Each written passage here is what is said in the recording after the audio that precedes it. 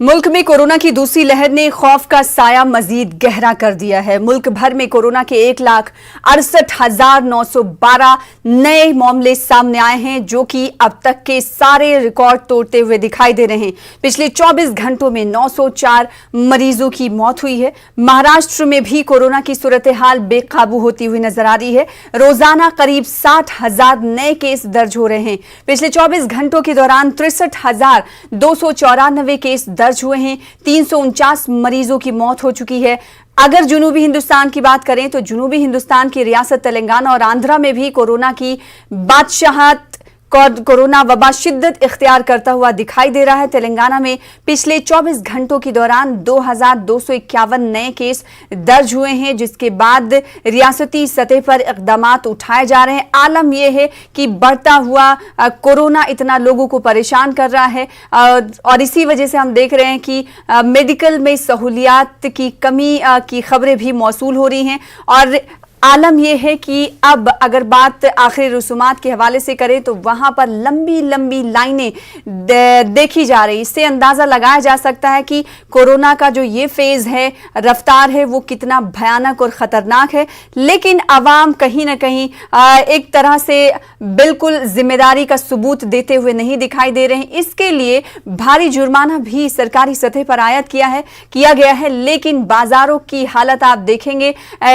कुछ बाजारों में ऐसी सूरत हाल है देखकर ऐसा लगता है कि वहां कोरोना लोगों को लगता है कि है ही नहीं, लेकिन आंकड़े बहुत डराने वाले हैं। और इन आंकड़ों से ऐसा लगता है कि क्या ये वक्त लॉकडाउन लगाने का आ गया है या नहीं। इसलिए आवाम से हम बार बार अपील कर रहे हैं कि आप बेकाबू कोरोना में अपनी जिम्मेदारियां निभाइए, खुद सेफ रहिए, अपने तौर पर भी लोगों को आप बजित करवाइए कि वो सोशल डिस्टेंसिंग पर अमलावरी करें, ताकि कोरोना की जो बढ़ती रफ्तार है उसमें कमी दर्ज की जा सके।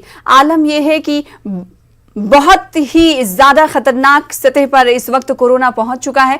लिहाजा आप सबको इसमें अपनी हिस्सेदारी निभाने की बहुत जरूरत है। हमारे साथ कई रिपोर्टर जुड़ चुके हैं मुख्तलिफ मकामात से, जिनका हम रुख कर लेते हैं और उनसे जानने की हम कोशिश करेंगे कि मुल्क के मुख्तलिफ मकामात पर कोरोना की रफ्तार क्या कुछ कह रही है। हालांकि मजमूई रफ्तार आपको हमने बता दी। हमारे साथ हमारे नुमाइंदे दारुल हुकूमत दिल्ली से जुड़ रहे हैं, राजीव तिवारी, जहां पर दिल्ली की अगर सूरत हाल की बात करेंगे वहां पर अभी सूरत हाल खराब होती हुई जा रही है। तो वहीं मध्य प्रदेश की बात करें तो मध्य प्रदेश में भी हालत कुछ अच्छी नहीं है। वहां से मजीद तफसीलात देने के लिए हमारे नुमाइंदे मेहताब आलम भोपाल से जुड़ रहे हैं, साथ ही साथ सौरभ हमारे साथ हमारे नुमाइंदे जुड़ रहे हैं राजस्थान से। राजस्थान में भी हालत नागुफ्ताब कही जा रही है, जिसको लेकर एहतियाती कदम भी उठाए जा रहे हैं। सबसे पहले दारुल हुकूमत दिल्ली का रुख कर लेते हैं, क्योंकि सभी की निगाहें दिल्ली पर टिकी होती हैं और दिल्ली से ही मुल्क के मुख्तलिफ रियासतों, एक तरीके से कहा जाए कि दिल्ली एक हब है। वहां पर किस तरीके से कोरोना के आंकड़े कहते हैं और उसके बाद हम देखें कि सरकारी सतह पर क्या कुछ इकदाम उठाए जा रहे हैं, ये भी काफी अहम माना जा रहा है। मजमूई तौर पर अगर बात करें राजीव तिवारी पूरे हिंदुस्तान की, तो जो केसेस और आंकड़े सामने आए हैं उससे ये क्या ये समझा जाए कि ये वक्त आ गया है कि कंप्लीट लॉकडाउन लगाया जाए?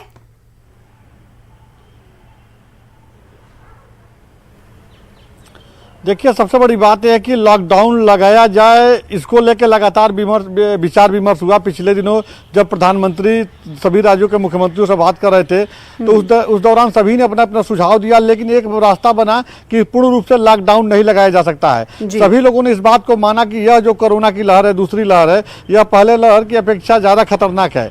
लेकिन अभी अगर दिल्ली की बात की जाए तो दिल्ली में मुख्यमंत्री अरविंद केजरीवाल ने भी इशारा कर दिया है कि पूर्ण रूप से लॉकडाउन नहीं लगाया जाएगा, नाइट कर्फ्यू लगाया गया है और जो माइक्रो कंटेनमेंट जोन बनाया जाएगा, जिन इलाकों में जो है मरीज पाए जाते हैं तो वहाँ पे जो है कंटेनमेंट जोन बनेगा। साथ ही जो है जैसे जो सिनेमा हॉल है, पब है, जिम है, इन सब पे पाबंदी लगाई गई है। और आज देखते हुए जिस तरह मरीजों की संख्या बढ़ती जा रही है, देखते हुए सख्ती की जाएगी।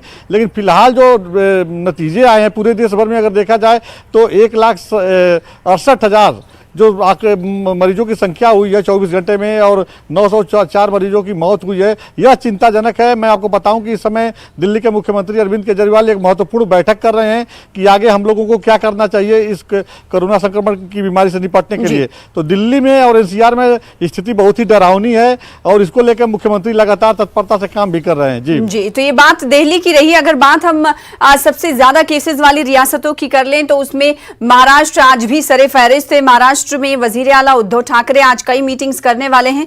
और अगर बात महाराष्ट्र और शिवसेना के माउथपीस अखबार सामना की करें तो उसमें जिक्र कर दिया गया है कि महाराष्ट्र यानी महाविकास आघाड़ी सरकार के सामने कोई और चारा नहीं बचता है लॉकडाउन लगाने के अलावा। रुख कर लेते हैं मध्य प्रदेश का। हमारे नुमाइंदे मेहताब आलम जुड़ रहे हैं। मेहताब आलम, बताइएगा मध्य प्रदेश में क्या कुछ हालात है?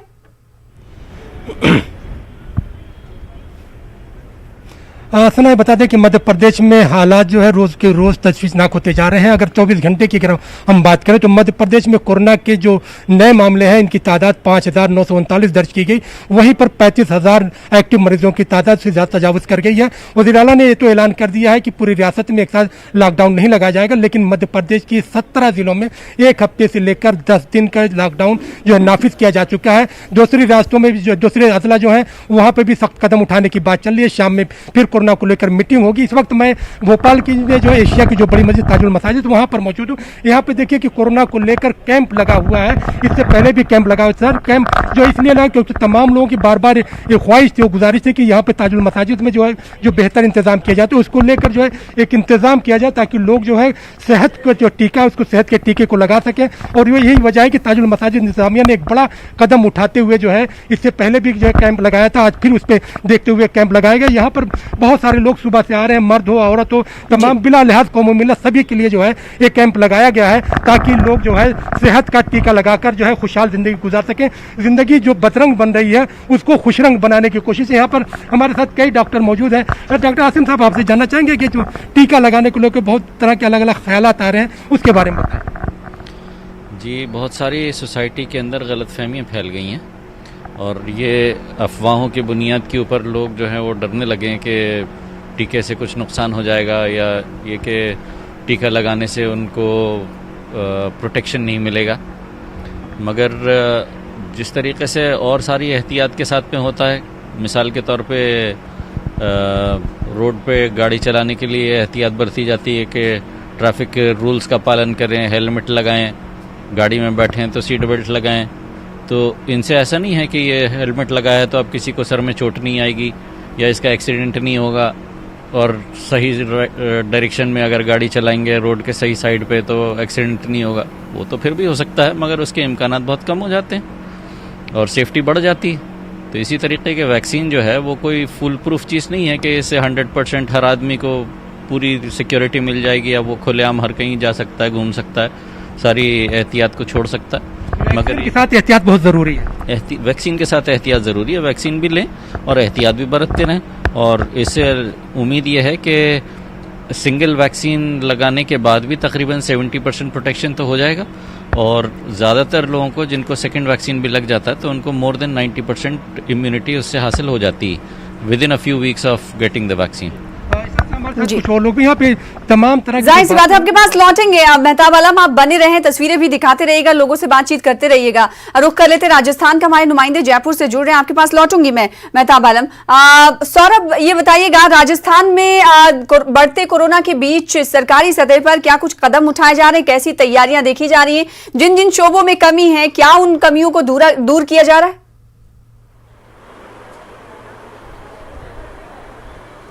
जी बिल्कुल, देखिए पहले मैं स्पष्ट कर दूं कि राजस्थान में रोजाना कोरोना के मामले बढ़ते जा रहे हैं। पिछले 24 घंटों में 5,000 से ज़्यादा मामले सामने आए हैं। बहुत ही चिंताजनक स्थिति राजस्थान में लगातार पैदा होती जा रही है।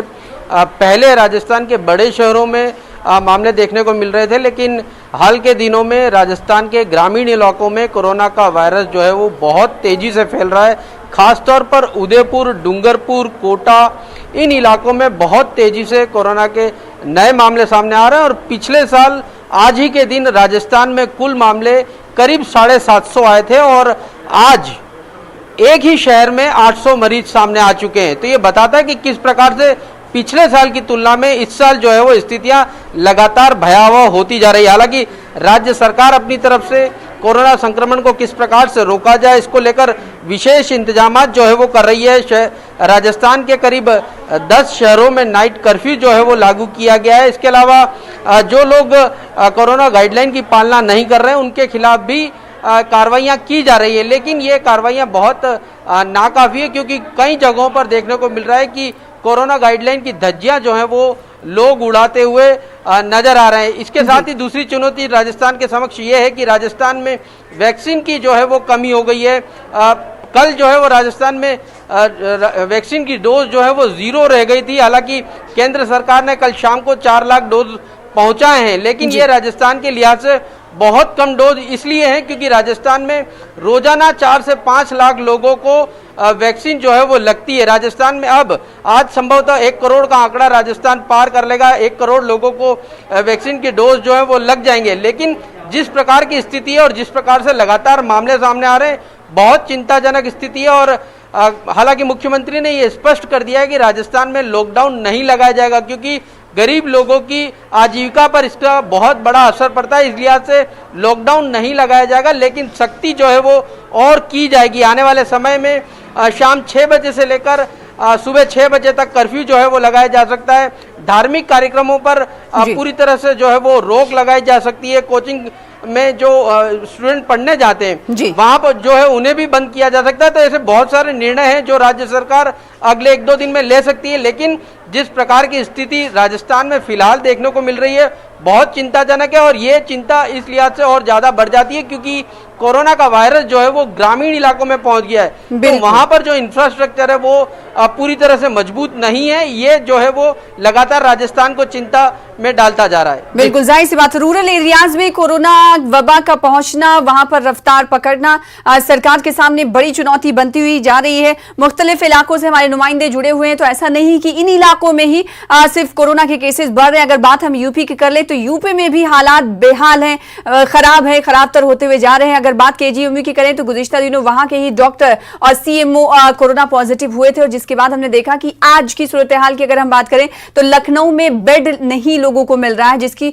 वजह से तशवीश लोगों में बनी हुई है। इन सब के बीच एक ही चारा रह जाता है कि आप किस हद तक एहतियात बरतते हुए दिखाई देते हैं। रुख कर लेते हैं राजीव का। राजीव, अगर वैक्सीनेशन की बात करें तो अब तक 10 करोड़ से ज्यादा वैक्सीनेशन लोगों को लगाई जा चुकी है। हालांकि बार बार ये सवाल उठ रहे हैं सरकार पर कि जैसे जैसे कोरोना बढ़ रहे हैं आखिर सरकार एज बार को क्यों खत्म नहीं कर रही। तो क्या आने वाले दिनों में लगता है कि सरकार इस महकमे सेहत इस तरफ, सेहत मंत्रालय यानी हेल्थ मंत्रालय इस तरफ ध्यान देना चाहिए उसको?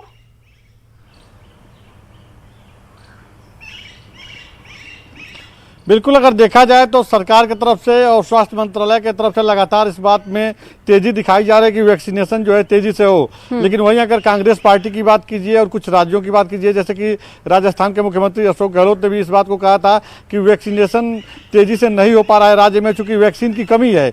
जो दूसरे देशों को वैक्सीन दिया जा रहा है उसको रोका जाए, पहले अपने देश में वैक्सीनेशन लोगों का कराया जाए। जो 18 साल से ऊपर के लोग हैं उनका वैक्सीनेशन कराया जाए, इस बात को लेकर के उन्होंने पत्र भी लिखा था। उसके बाद दूसरे देश को भेजा जाए। तो तमाम बातें चल रही हैं, लेकिन सबसे बड़ी बात यह है कि जो कोरोना को लेकर के जो गाइडलाइन बना है केंद्र सरकार की तरफ से, स्वास्थ्य मंत्रालय की तरफ से यही कहा जा रहा है कि इसका पालन बहुत जरूरी है। उदाहरण के तौर पर देखा जाए तो दिल्ली में जो गंगाराम अस्पताल है, यहाँ पे करीब 37 ऐसे डॉक्टर थे जिनको कोरोना का वो वैक्सीनेशन कराया गया था, उनको इंजेक्शन दिया गया था, उसके बावजूद वो संक्रमित हो गए। उनकी स्थिति चिंताजनक बनी हुई है, इलाज चल रहा है। तो ऐसे में जिनका वैक्सीनेशन हो भी जा रहा है उनको जो कोरोना के प्रोटोकॉल है, गाइडलाइन है, उनका पालन करना बहुत जरूरी है। जैसे मुख्तलिफ रियासतों ने शिकायत की कि उनके यहाँ कमी है वैक्सीन की, तो क्या दिल्ली में भी वैक्सीन की कमी की खबरें मिली हैं राजीव? तो दिल्ली में अभी फिलहाल वैक्सीन की कमी की बात सामने नहीं आई है। यहाँ पे बेड बढ़ाने की बात सामने आई है कि ठीक है राजीव, आपके पास लौटेंगे। रुख कर लेते हैं भोपाल का। मेहताब आलम, जहां मुख्तलिफ रियासतों हम देख रहे हैं कि बेड की कमी है, कहीं ऑक्सीजन की कमी है, तो कहीं वैक्सीनेशन के हवाले से इल्जामात और जवाब इल्जामात का सिलसिला जारी है। मध्य प्रदेश की क्या कुछ सूरत हाल है? क्या मेडिकल इंफ्रास्ट्रक्चर बखूबी तौर पर देखा जा रहा है, या फिर अगर उसमें कमी है तो रियासती सरकार इस जानिब किस तरह के कदम उठा रही है? जी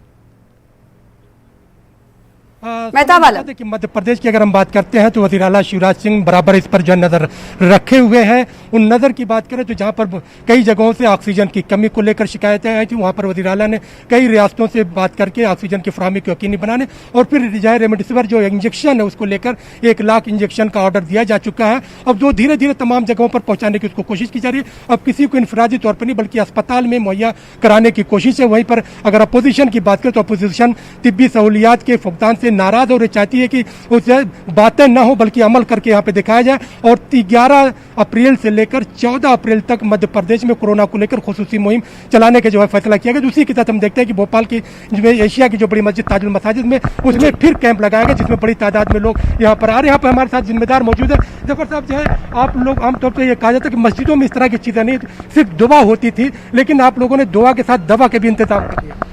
देखिए, असल में हिंदुस्तान की जो आवाम है उसका मुक़द्दस मकामात से या इबादत गाहों से एक बड़ा गहरा रब्त होता है। और आम तौर से हम ये देख रहे हैं कि मरीज़ या जो लोग हैं वो हॉस्पिटल्स में और डिस्पेंसरीज में जाने से अपने आप को थोड़ा सा उनके अंदर डर है, सहमे हुए हैं कि वहाँ जाएंगे तो पता नहीं कोई बीमारी ना हो जाए और दूसरे किसी मर्ज़ में हम मुब्तला ना हो जाएं। तो इसलिए कोशिश ये की गई कि किसी तरह से मस्जिद के अंदर कैंप का इनकाद किया जाए ताकि ज़्यादा से ज़्यादा लोग, क्योंकि बहुत फैमिलियर होते हैं और रोज़ाना 5 वक्त वो वहाँ आते हैं और शहर की सभी मस्जिदों में लोगों का जाना होता है, तो उसके ज़रिए से लोगों के अंदर एक डर और खौफ पैदा जो था उसको ख़त्म किया जाए और लोग यहाँ के ज़्यादा से ज़्यादा वैक्सीनेशन करवाएं, ये एक कोशिश की गई है। आप लोगों ने जो कोशिश की, हम देख रहे हैं कि हम मस्जिद के अंदर सिर्फ मुसलमान ही, गैर मुस्लिम कौम के लोग भी आके इंजेक्शन लगवा रहे हैं। देखिए, मैंने जैसे अर्ज़ किया कि असल में मुक़द्दस मकामात या इबादत गाहों से हर शख्स का, चाहे वो मुसलमान हो तो उसका मंदिर का वो एहतराम करता है, इसी तरह हिंदू जो है वो मस्जिद का एहतराम करता है। तो हमने ये सोचा कि क्यों ना हम यहाँ पर ये वैक्सीनेशन करवाएं, तो इसमें हर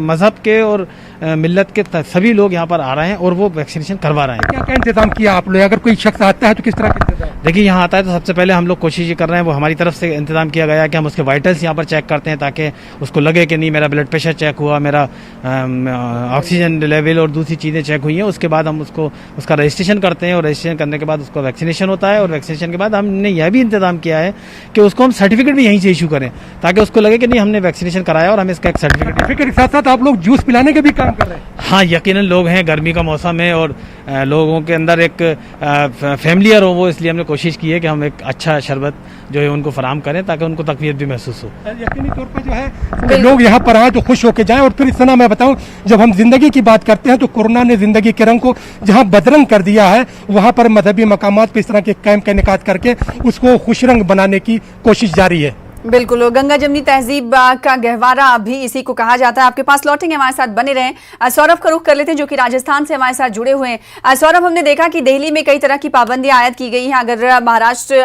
रियासत से मुसाफिर आते हैं तो उन्हें RT-PCR टेस्ट कराना होगा, उसकी रिपोर्ट दिखानी होगी। राजस्थान में इस हवाले से कोई कदम उठाया गया है रियासती सरकार की जानिब से?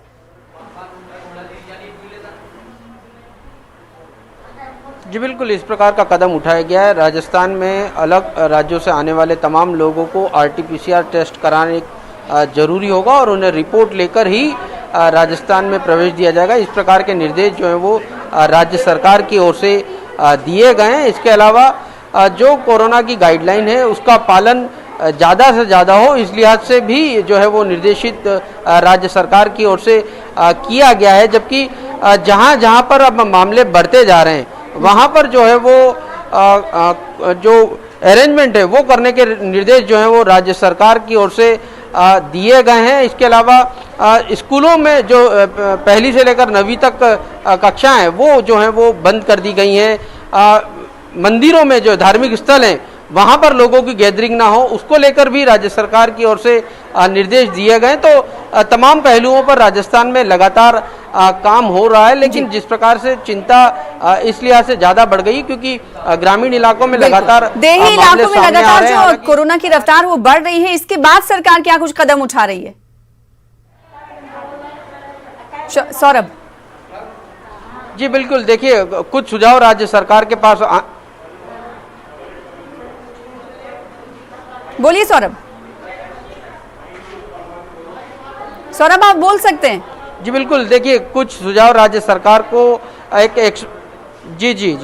एक्सपर्ट कमेटी द्वारा एक सुझाव राज्य सरकार को दिए गए हैं कि राजस्थान में किस प्रकार से कोरोना पर जो संक्रमण फैल रहा है उस पर काबू पाया जा सके। उसको लेकर तमाम शहरों में जो है वो नाइट कर्फ्यू की बात जो है वो की गई है और शाम 6 बजे से लेकर सुबह 6 बजे तक नाइट कर्फ्यू लगाने का सुझाव दिया गया, हालांकि अभी तक लगाया नहीं गया है। इसके अलावा तमाम धार्मिक स्थलों पर उत्सवों में और ये जो सामाजिक कार्यक्रम होते हैं उनको रोकने के लिए जो है वो सुझाव दिए गए हैं। वैवाहिक जो समारोह होते हैं, सामाजिक समारोह होते हैं, उनमें 50 लोगों को तक की अनुमति देने की बात जो है वो की गई है और तमाम तरह की स्कूलें जो हैं वो बंद करने के सुझाव हैं अभी और राज्य सरकार जल्दी इन पर जो है वो निर्णय ले सकती है। लेकिन 10 शहरों में फिलहाल नाइट कर्फ्यू लगातार बना हुआ है। उदयपुर चूंकि कोरोना का हॉटस्पॉट बन चुका है, इस लिहाज से वहां पर भी जो है वो शाम 5 बजे के बाद से ही बाजार जो है वो बंद करने के निर्देश जो है वो राज्य सरकार की ओर से पहले ही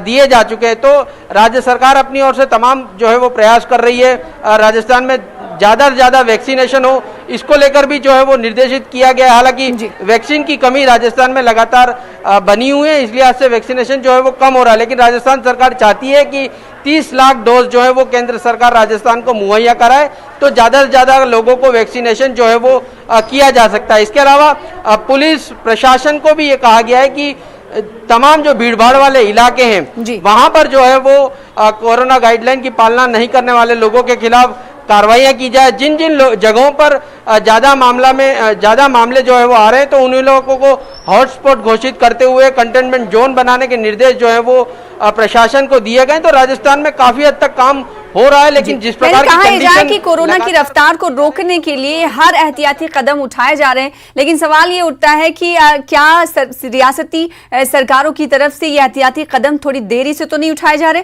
रुख कर लेते हैं दिल्ली का। राजीव हमारे साथ बने हुए वहां से। राजीव, जैसा कि हम जानते हैं कि दिल्ली में नाइट कर्फ्यू का निफाज कर दिया गया है, लेकिन अगर दिन की बात करें तो दिन में दिल्ली की आवाम होने के बावजूद बेदारी का सबूत, जागरूकता का सबूत वो नहीं दे रहे हैं। भीड़ भाड़ वाले इलाकों में क्या सूरत हाल बदलती हुई दिखाई दे रही नाइट कर्फ्यू के बाद या नहीं?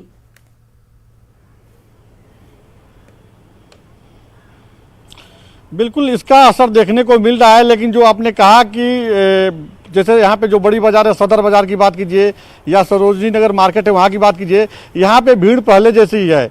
जो डर लोगों को पहले जो कोरोना की जो पहली लहर थी उस दौरान थी, वह डर नहीं है इस दूसरी लहर में, जबकि दूसरी लहर बहुत ही खतरनाक है। इसको लेकर दिल्ली सरकार पूरी तरह से सख्त है।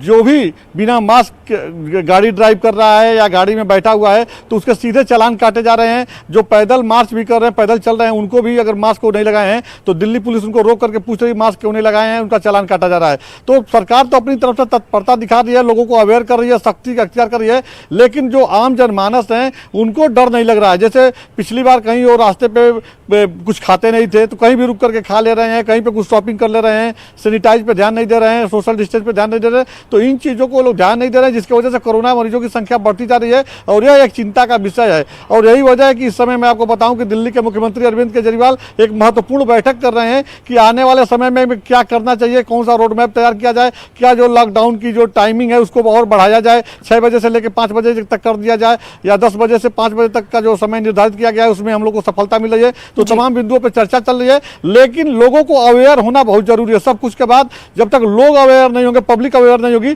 तब तक इस लड़ाई को जीता नहीं जा सकता है। जी जाहिर सी बात है, अब लोगों को बेदारी का सबूत देना होगा। बार बार न्यूज़ 18 उर्दू आवाम से अपील कर रहा है, क्योंकि इस बार का जो कोरोना है वो पहले के मुताबिक यानी पिछले साल के मुताबिक ज्यादा रफ्तार इख्तियार किए हुए है। ऐसे में हमें ज्यादा बेदारी का सबूत देना होगा। रुख कर लेते हैं अपने नुमाइंदे मेहताब आलम का, जो कि भोपाल से जुड़े हुए हैं। मेहताब आलम, अगर बात हम मध्य प्रदेश की करें तो जैसा कि आपने कहा कि 17 जिलों में लॉकडाउन वहां पर लगाया गया है, लेकिन हैरानी की बात यह है कि जिन जिलों में बाई इलेक्शन है वहां पर लॉकडाउन का निफाज नहीं किया गया, जिसको लेकर सवाल भी खड़े हो रहे हैं। इंदौर की अगर हम बात करें तो इंदौर में गुज़िश्ता दिनों हमने देखा कि सबसे ज्यादा केसेस वहीं पर सामने आ रहे हैं। हालांकि ग्रीन और क्लीन सिटी का नाम इंदौर को हमेशा से मिलता रहा है, आखिर इसकी वजूहात क्या है?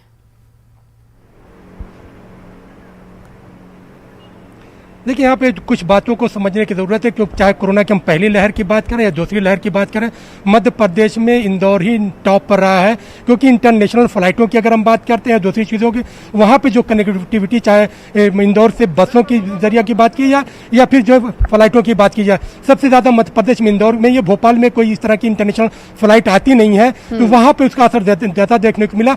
और जिस तरह से आपने उसका बात की, तो मैं आपको बताऊं, जो ऑर्डर यहाँ पर निकाला गया, तो उस ऑर्डर में साफ तौर पे था कि दमोह को छोड़कर मध्य प्रदेश में तमाम मकामात पर नाइट कर्फ्यू का निफाज किया गया। अब सवाल ये कि जहाँ पर वहाँ पर मुख्यमंत्री जाते हों, जहाँ पे तमाम पार्टियों के लीडर जा रहे हों, वहाँ पे कोरोना का असर नहीं होगा और दूसरी जगह पर असर हो जाएगा। तो इस गाइडलाइन को भी समझने की ज़रूरत है कि कहाँ पर कितने एहतियात की ज़रूरत है। इलेक्शन भी होना है, इलेक्शन के जो ज़ाब्ते के तहत किया जाना चाहिए। इसके साथ साथ जो है अवामी बेदारी को भी और बेहतर बनाने की ज़रूरत है।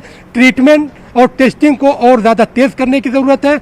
दवाओं की जो फराहमी का मामला है, उसको ज़्यादा से ज़्यादा मुहैया कराने की ज़रूरत है। इसके साथ एक बहुत सबसे अहम बात यह है कि अवाम जो है, जब तक सरकार के कदम से कदम मिलाकर नहीं चलेगी, तब तक इस पर जो है रोक नहीं की जा सकती। सिर्फ सरकारों के भरोसे कोई काम नहीं किया जा सकता या अवाम के भरोसे कोई काम नहीं हो सकता। दोनों को कदम से कदम मिलाने की ज़रूरत है। और तमाम एहतियात इसलिए है क्योंकि सरकार को आपका ख्याल है, इसलिए एक कर्फ्यू नहीं बल्कि केयर फॉर यू है। ऐसा नहीं है कि आवाम की तरफ से इजहार ख्याल जो किया जा रहा हो वो सख्ते में ना हो। लोग सख्ते में है, लेकिन फिर भी उस पर नाफिजुल अमल दिखाई नहीं दे रहे हैं। अब सवाल ये उठता है कि जब आवाम इस तरह की डरावनी खतरनाक रफ्तार को देख रहे हैं, उसके बावजूद भी उनकी तरफ से एहतियाती कदम नहीं उठाया जा रहा है, आखिर क्यों?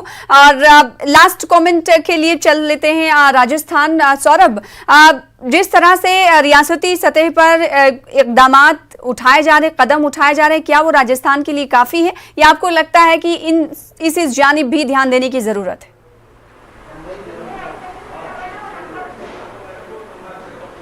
देखिए, राज्य सरकार या किसी भी प्रदेश की सरकार हो, वो चाहे कितने भी सख्त कदम उठा ले, लेकिन जब तक आम लोग जो है वो जागरूक नहीं होंगे, तब तक जो है वो कोरोना पर काबू नहीं किया जा सकता।